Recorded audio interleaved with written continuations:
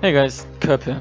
I feel like I figured these runes out pretty concretely, but obviously if they get buffed or nerfed, then everything I say is subject to change.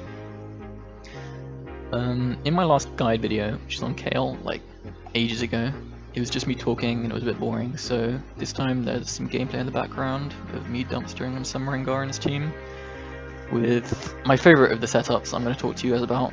So yeah, let's get into it.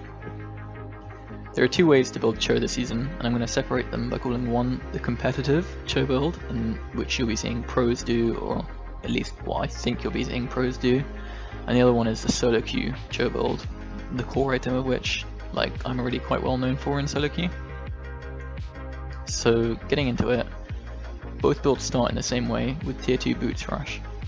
Cho is very immobile, and early game is not even that tanky, so you need that move speed to get away from ganks on the defensive and to run down your laner on the offensive.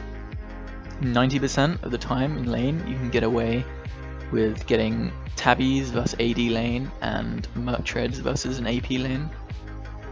Like 10% or maybe even less of the time you'll want boots that are the opposite of your opponent's damage type, so versus a heavy CC team but you're against Irelia, or that's an extremely heavy AD team, so like 4 AD champions, but you're against a Rumble. And so then you don't want to get the boots that are your opponent's damage type, but in this case I just don't rush the tier 2 boots, I'll still get tier 1 boots, and then I'll get the tier 2 boots after my first item. We can assume that you got boots based on your opponent's damage type, because that's what you can do in the majority of games. So after you got your boots, that's where the two builds split off. For the competitive build, you take these runes, which should be on screen now. The primaries of which are pretty self-explanatory. You take Unflinching over Demolish and Font of Life. It's the best for grouping and team fighting. The CC reduction and slow resist helps a lot because you're getting CC'd and slowed more a lot in team fights, and you're not going to be solo against the turret as much anyway. So conditioning is the best in slot out of these three right now for a top laner, so that's where you get it on pretty much every top laner that goes for resolve. And then lastly, overgrowth, just because Cho is one of the best abusers of it. It can give you 400 to 500 HP as a minor rune right now, which is just absolutely insane. The amount of HP you're getting for free off this rune is so good, and obviously that scales with your ult as well. Second wind is an alternative that's decent, but even versus heavy poke lanes I'll still go for overgrowth. For the secondary you want to go precision. This is where a lot of people are going wrong, because they're going for, well, one of the others. If you're going this build, like the competitive build, you're not building any attack speed, and your runes, well, you don't have the old runes. See, in the old rune system, everyone used to take attack speed marks on Cho'Gath, which would give you like loads of attack speed. But when the runes got reworked, Cho didn't get a compensation buff for his attack speed, so you want to be taking Alacrity as the core one, and that's gonna give you the attack speed you need to run people down with your E, etc, etc. Out of the other option you can take, it's either Triumph or Coup de Grace, and Triumph is what I've generally been taking, but that's just because Triumph is extremely strong right now. If it gets nerfed, that might change. Coup de Grace is still good. Overheal is another option I've seen some people take, but it's quite undertuned, so maybe if it gets buffed it will be better. Okay, after this, the main goal of the build is to just get as tanky as possible. You've got free attack speed from Alacrity, so you don't need to bother with any attack speed items. And you just want to get as much CDR as possible, because all of Cho's spells are pretty broken in their own way, including his passive, to be honest. The core items are Righteous Glory, Warmog's Armor, and Gargoyle's Stoneplate. So those three you kind of want to work into your build every game, but like the order is dependent on the game. And the other two items that you're going to be running are optional, and they can just be whatever tank items you want. So for example, an average build, I might go Tabbies into Righteous Glory, into Warmogs, so then you have the move speed, you have some armor, you have lots of HP, and you're going to have the regen. Then you need some MR, so I'll go Adaptive Helm. Then you go Goggles, Stoneplate, so you can one-shot some people. And then like Randuin's or Full Mail to finish it off. And that's pretty much the competitive builds. You've seen all the pros do it in solo queue. With this playstyle, you want to push out your lane and then basically group with the team and just stand at the front of everything, and just constantly try and hit Qs off under the enemies. Just spam it, and as soon as you hit one, you can engage on them. You've got Warmog, so you just take poke, and as soon as you get like medium to low, you just back off and heal it up within a few seconds. In team fights, you generally want to either flash ult a carry, or just ult a carry if you can, if you're in range too.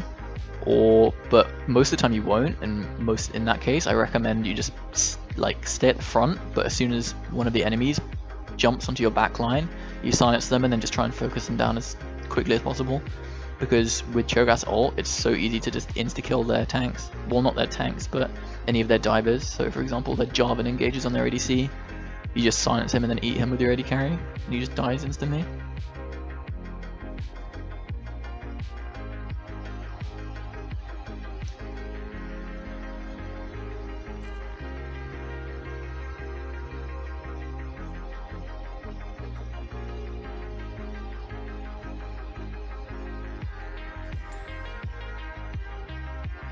So for solo queue, or my personal build, it basically revolves around Trinity Force as the core item.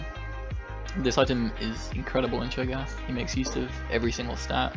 He loves the HP, the AD, the attack speed is so good. He loves the move speed. He's one of the highest base ADs in the game, so he loves the Sheen proc. Just everything about it is so good on him. And there's many people who know me already know I was going Trinity on Cho last season as well.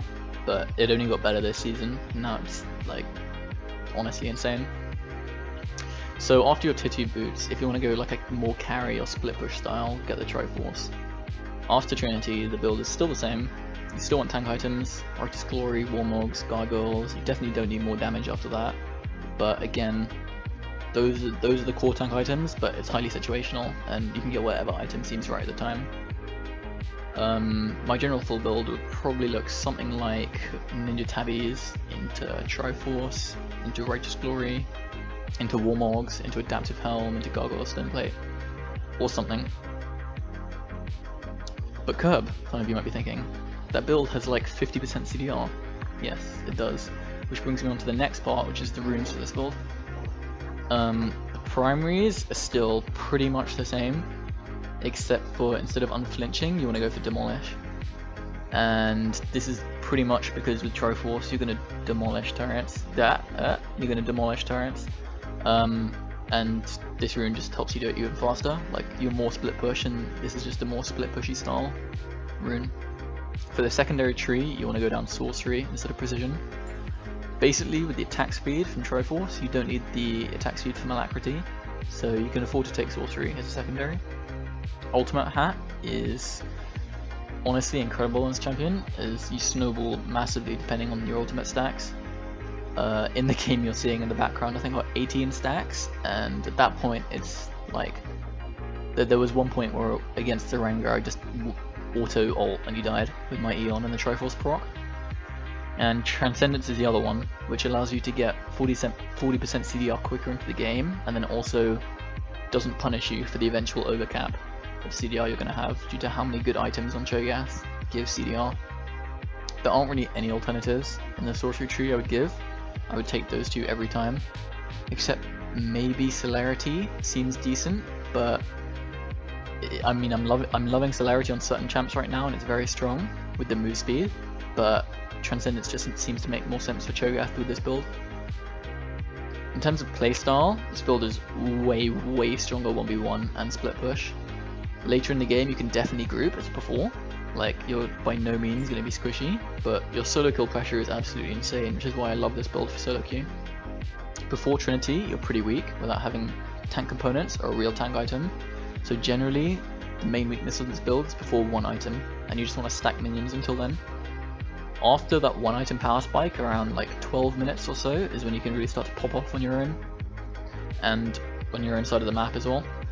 Around this time, I'll be looking for solo kills every game, and getting as many ult stacks physically possible. And yes, I will TP for a Dragon or Rift Herald just for the stack, until Baron spawns, you don't need your TP that much. Like, every single stack matters hugely, and I will save ult for about 30 seconds just to stack a Dragon or Rift Herald to get that extra stack. I will also kill steal every kill with my ult because it's totally worth it. Lastly, your playstyle can change a lot after you get Warmogs. Before you have Warmogs, you don't want to take ridiculous HP trades under the enemy turret when you're split pushing. You want to fight them when it's going to be a good fight for you. But after you have Warmogs, you can completely all in them under the turret and then back off when you're about 50% HP or so. Deal about 50% of both of your HPs. You can then heal up again with the Warmogs and do it again. With Triforce, as soon as they get to about half health, they have to massively respect you with your damage, especially when your ult's up. It's kind of the same theory as Fiora. So you take a big trade on them on the turret, and once you have lifesteal, you back off and heal on the minions. It's the same as that, but with like Warmogs. You take a big trade and then you heal up with the Warmog instead. It's just most tanks don't do that because most tanks don't have the same solo kill pressure as Cho'Gath. And yeah, that's pretty much it. If you guys have any questions, leave them down below and I'll try and answer. If you want to see some gameplay commentaries, I can upload them from my stream whenever. I think I have a Jax one I'm going to upload soon, but we'll see. And yeah, thanks for watching and happy feasting. Peace.